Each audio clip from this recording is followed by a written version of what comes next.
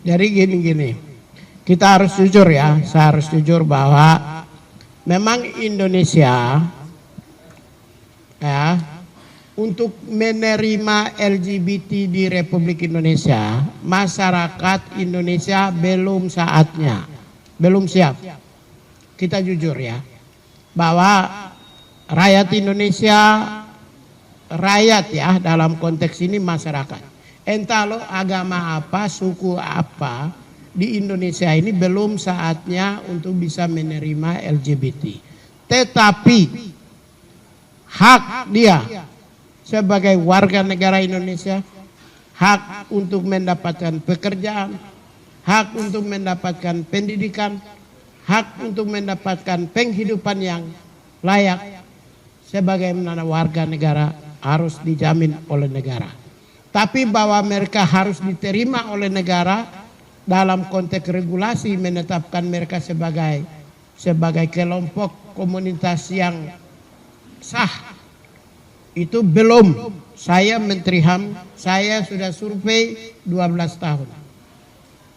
Hasil survei saya menunjukkan bahwa komunitas agama, suku, ras di Indonesia belum bisa menerima LGBT. Ini hasil survei dan saya bukan baru saya ngomong. Itu sudah dari 2012. Saya sudah sampaikan soal itu. Menerima mereka belum, tapi hak mereka untuk pekerjaan, penghidupan yang layak, upah, gaji, hak-hak yang melekat kepada mereka sebagaimana warga negara Republik Indonesia boleh. Ya kan mereka juga punya KTP. Mereka juga warga negara Indonesia. Boleh. Tapi kalau memperjuang pengakuan atas status mereka sebagai LGBT mungkin belum. Belum saatnya. Belum saatnya tapi nanti akan. Ya saya nggak tahu. Ingat ya, di Malaysia, di negara-negara yang maju itu nanti akan kan gini, suatu saat bisa ya, bisa tidak. Tapi ya kalau masyarakat Indonesia suatu saat sudah 1 miliar orang, apakah 1 miliar orang mampu menerima? Saya pikir masyarakatnya masih belum. Oke, ada lagi? Tidak ada ya? Atau perlu lagi tambahan? Oh, ini terakhir. Ini yang penting. Di berbagai media sosial, di media kita lihat di Instagram, di YouTube, di Twitter, X ya, itu seringkali Menteri HAM _2 berkomentar terkait Israel. Saya tidak pernah komentar soal Israel. Terkait Iran, saya tidak pernah komentar soal Iran. Terkait MBG dihukum mati, saya tidak pernah kasih komentar. Terkait Hidayat di Bandung, saya tidak pernah kasih komentar. Hampir semua komentar-komentar yang tidak lewat X saya atau melalui media seperti ini itu hoax. Saya pastikan hoax. Nah, kalau media sih udah tahu ya, terima kasih tidak pernah muat. Tapi yang lain kan juga viral sampai jutaan orang tuh. Ini yang Hidayat di Bandung ini, itu sudah saya lihat tuh sekitar berapa juta orang. Itu seakan-akan saya kasih komentar ya bahwa mari budayakan untuk menyampaikan kebenaran. Karena kalau kita menyebarkan berita bohong itu sama dengan merendahkan harga diri kita sendiri, karena kita sebagai seorang penjahat, kita sendiri melakukan pembohongan publik dengan merekayasa kata-kata orang lain seakan-akan itu untuk membangun pencitraan negatif terhadap seseorang. Bagi saya tidak akan pernah memproses hukum. Ya biarkan aja, silakan sesuka-sukanya, tapi sebaiknya yang bermartabat ya. Kalau ke Natalius mungkin sudah capek kali ya, bosan.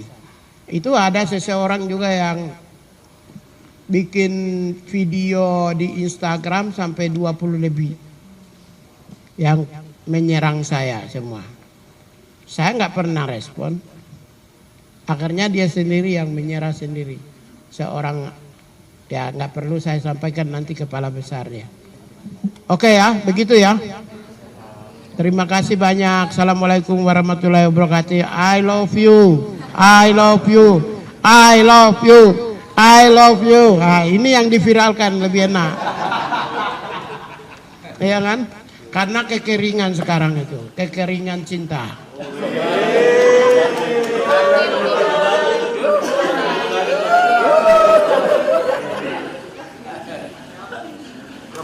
Terkait dengan hubungan transendental antara manusia dan Tuhan, baik dan buruk. Nah, mental itu terkait dengan disiplin, rajin, tanggung jawab, objektif, imparsial, cekatan. Nah, itu mental. Oleh karena itulah, yang diinginkan, diharapkan ke depan itu bukan pendidikan fisik. Bukan pendidikan fisik, tapi pendidikan mental yang bersifat pendidikan mental yang mental militer. Mental militer itu adalah 1, rajin, 2, tanggung jawab, 3, cekatan, kerja cepat, kerja objektif, anti korupsi, disiplin tinggi. Sebenarnya yang dibutuhkan itu di situ. Bukan persoalan pelatihan seperti semi militer atau sekolah-sekolah pendidikan dasar militer. Saya pikir itu tidak terlalu penting.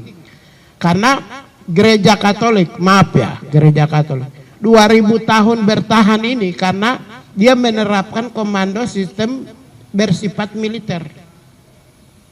Disiplin, cekatan, tanggung jawab, cepat, objektif, imparsial, jujur, adil. Itu dia sistem organisasinya, sistemnya seperti sistem militer. Nah, itu sebenarnya bukan militernya, bukan pelatihan militernya, bukan angkat senjatanya, bukan untuk mau perang. Memang kalaupun juga mereka itu dipersiapkan untuk ada cadangan untuk masa yang akan datang, ya janganlah, ya jangan. Saya pikir saya dalam konteks koperasi desa ya. KDMP itu mungkin persoalan untuk pelatihan fisik yang bersifat militer, ya, latihan dasar militernya itu sebaiknya tidak boleh ditiadakan. Sebaiknya. Kan saya bilang evaluasi. Kalau gini-gini, program yang sedang berjalan itu evaluasi. Ongoing process to achieving of human rights standard. Jadi sedang proses menuju standar-standar yang paling tertinggi dalam konteks hak asasi manusia. Sedang dalam proses itu adalah harus dilakukan evaluasi. Ya, sedang dalam proses itu harus dilakukan evaluasi. Untuk itulah kalau saya rekomendasi saya pendidikan fisik militer sebaiknya diusahakan tidak boleh. Tapi mental dan karakter kerja seperti disiplin, rajin, cekatan, tanggung jawab boleh. Yang tadi saya bilang itu, organisasi gereja Katolik bertahan 2000 tahun. Dia menerapkan komandonya komando yang bersifat militeristik. Ini saya nggak bohong loh. Saya nggak bohong. Militeristik dia, komandonya. Sehingga berjalan dan sampai sekarang 2000 tahun masih utuh, kuat. Ya, kenapa? Kalau sifat-sifatnya boleh, tapi kalau untuk latihan dasar militer, saya pikir mungkin tidak relevan. Apalagi masyarakat Indonesia seperti ini, mereka lebih suka dididik untuk tanggung jawab. Saya pikir itu ya.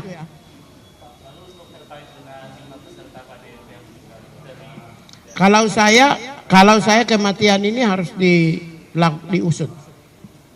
Tidak bisa dibiarkan, tidak boleh mengabaikan. Karena sekalipun nanti pendidikan dasarnya dievaluasi, itu tidak berarti menghilangkan proses pencarian keadilan terhadap mereka yang korban. 5 orang meninggal itu nyawa manusia ya. Sekalipun 1 orang itu nyawa manusia. Kita tidak bisa kuantifikasi soal itu.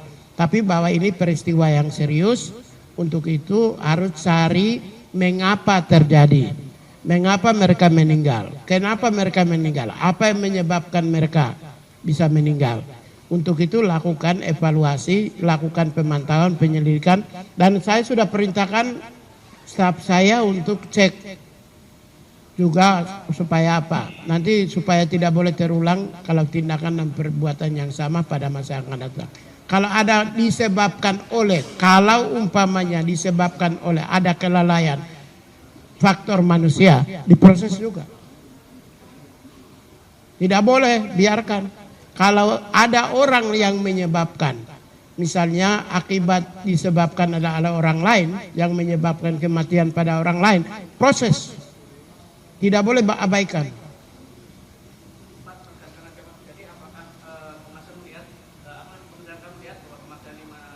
Ya belum kan? Kita belum melihat kan. Ya, saya baru perintahkan untuk staf saya untuk cek. Baru 2 hari lalu. Jadi nanti cek, setelah itu kita lihat. Ya. Sebenarnya yang begini ini yang tugasnya Komnas HAM. Ya tapi tidak apa-apa. Kementerian HAM kan juga perlu kita lakukan mendorong kepastian adanya keadilan. Negara punya, pemerintah itu punya tanggung jawab.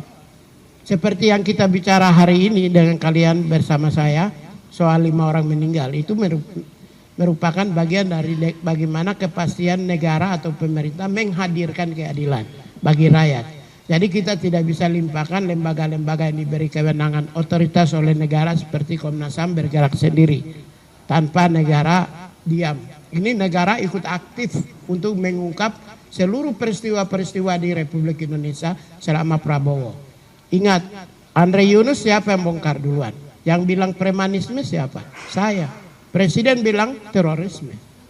Semua ini waktu ini Tempo kepala babi, saya duluan datang ke kantor. Berbagai peristiwa, semua peristiwa-peristiwa yang dihadapi rakyat Indonesia di mana negara atau pemerintah seringkali hadir duluan. Ya ini karena kita mau menghadirkan keadilan. Jadi jangan kita tidak mau melimpahkan keadilan itu kepada lembaga-lembaga yang diberi otoritatif kewenangan oleh negara seperti Komnas HAM. Negara pun ikut bertanggung jawab menghadirkan keadilan. Negara dalam hal ini pemerintah. Saya pikir begitu. Ada lagi? Ya.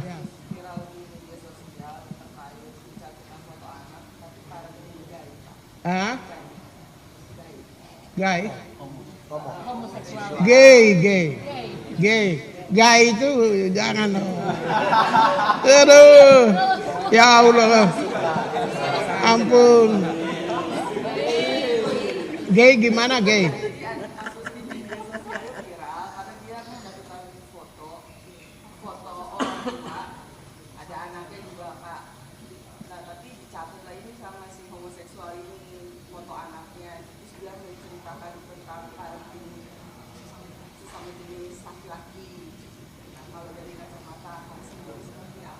Jadi gini, kita harus jujur ya, saya harus jujur bahwa memang Indonesia ya untuk menerima LGBT di Republik Indonesia, masyarakat Indonesia belum saatnya, belum siap.